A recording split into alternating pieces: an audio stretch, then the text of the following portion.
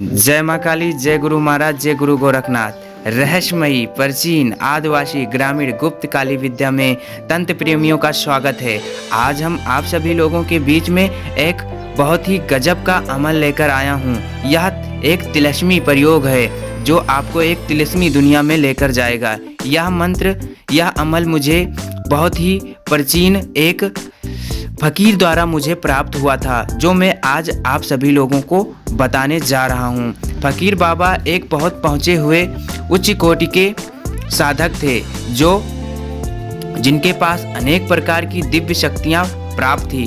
फकीर बाबा ने मुझे यह मंत्र प्रदान तभी किया था। काफ़ी प्रयत्न, मैंने काफ़ी परिश्रम किया, उनके पास काफ़ी सानिध्य, काफ़ी समय बिताया। उसके बाद उन्होंने मुझे कई ऐसी चीज़ें दिया जो मैं आप सभी लोगों को जन कल्याण हेतु प्रदान करने जा रहा हूं। अगर कोई भी व्यक्ति यह अमल अपने जीवन में उतारता है, जैसे किसी को पति पत्नी में नहीं बन रही है, अन्न भन्न है, या सास बहू में अन्न भन्न है, या किसी अन्य पुरुष को, या कहीं व्यापार में, ऑफिस में किसी बॉस से नहीं बन रही है, तब यह प्रयोग एक बार ज़रूर आजमाएं। और यह बहुत ही दिलचस्प प्रयोग है। यह बहुत ही गजब एक तिलस्मी प्रयोग है जो आपको एक तिलस्मी दुनिया में लेकर जाएगा। अगर कोई भी व्यक्ति, चाहे वो गृहस्थ हो या साधक हो, कोई भी व्यक्ति इसको कर सकता है बड़े आसानी से। सबसे पहले करना क्या है?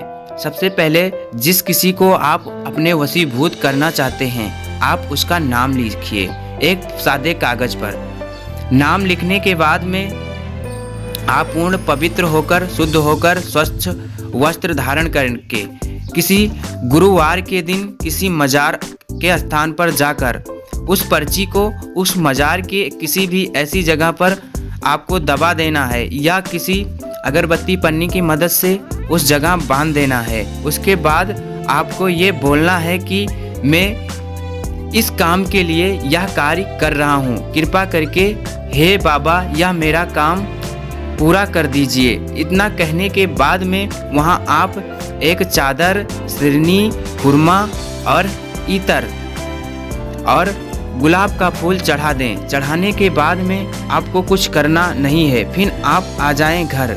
घर आने के बाद में वही क्रिया आप दोबारा दोहराइए। आपको कुछ करना नहीं है। उसकी एक पर्ची पर उस लड़की का नाम लिखना है। नाम लिखने के बाद सिरहने अपने रख देना है।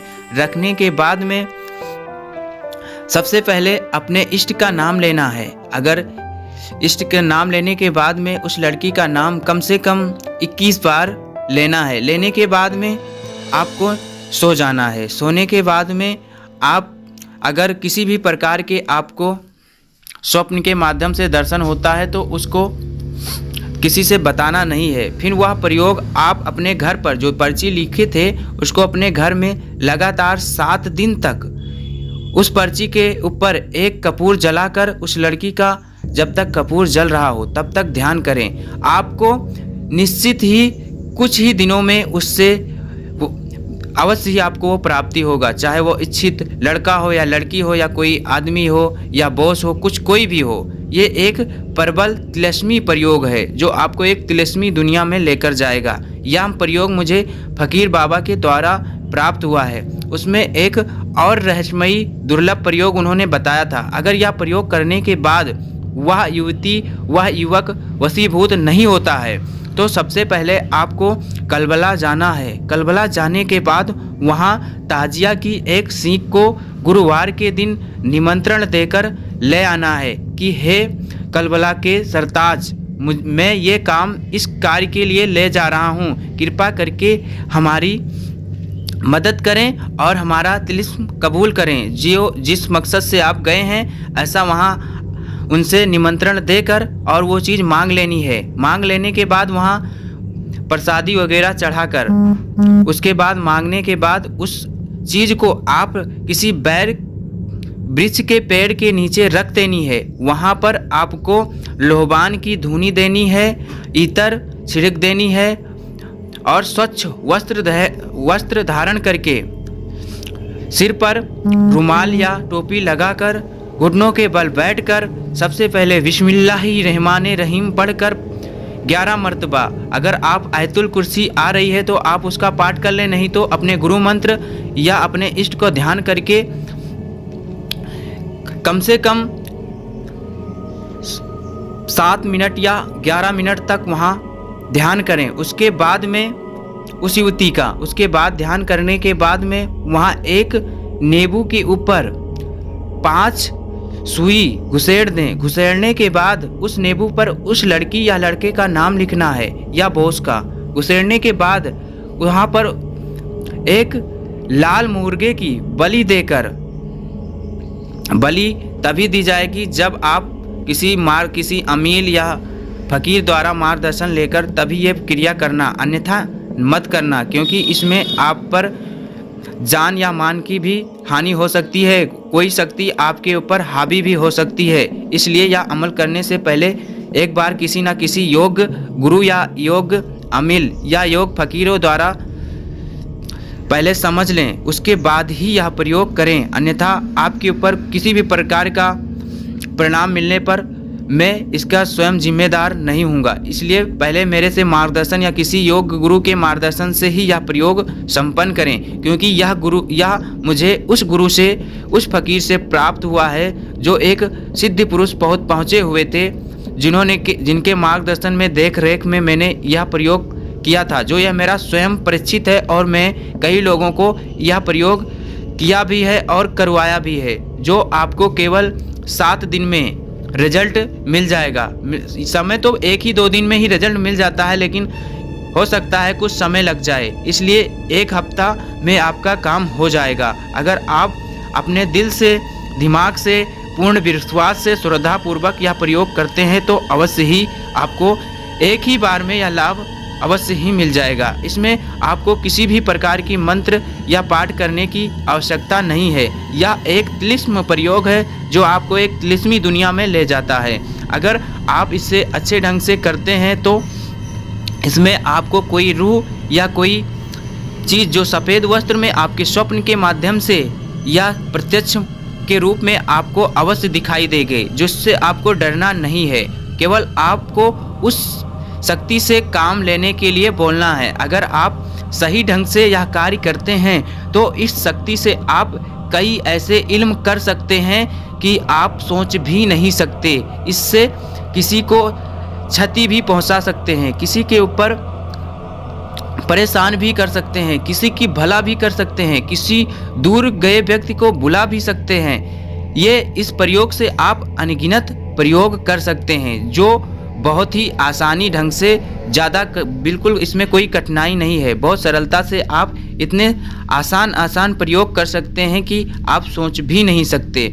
इस प्रयोग से अगर आप गुरुवार से इसको 11 दिन तक अमल करते हैं, लोबान की धुनी देकर और दीपक और ज्योति, घी का ज्योति लगाकर, अगर लगातार अगर घी हो सके तो चमेली का दीपक लगाएं। चमेली के दीपक लगाने के बाद में उस युवती का नाम लिखकर बाती में वो जिस पे आप नाम लिखे हैं कपड़े पर, अगर हो सके तो उसका कपड़ा मिल जाए तो अति उत्तम है। अगर कपड़ा नहीं मिलता है, उसका फोटो हो तो उस फोटो के ऊपर ज्योति लगाकर, ज्योति लगाने के बाद उस सफ़ेद कपड़े पर या सफ़ेद कागज पर लिखकर बाती बनाकर अगर उसको 11 दिन तक आप प्रज्वलित करते हैं तो यह तत्काल तीक्ष्ण वशीकरण करता है, जो साधक के समक्ष किसी भी समय उस युवती या युवक को खड़ा कर देगी लाकर। वह उससे अपना मन अनुकूल कार्य करा सकता है और कर भी सकता है।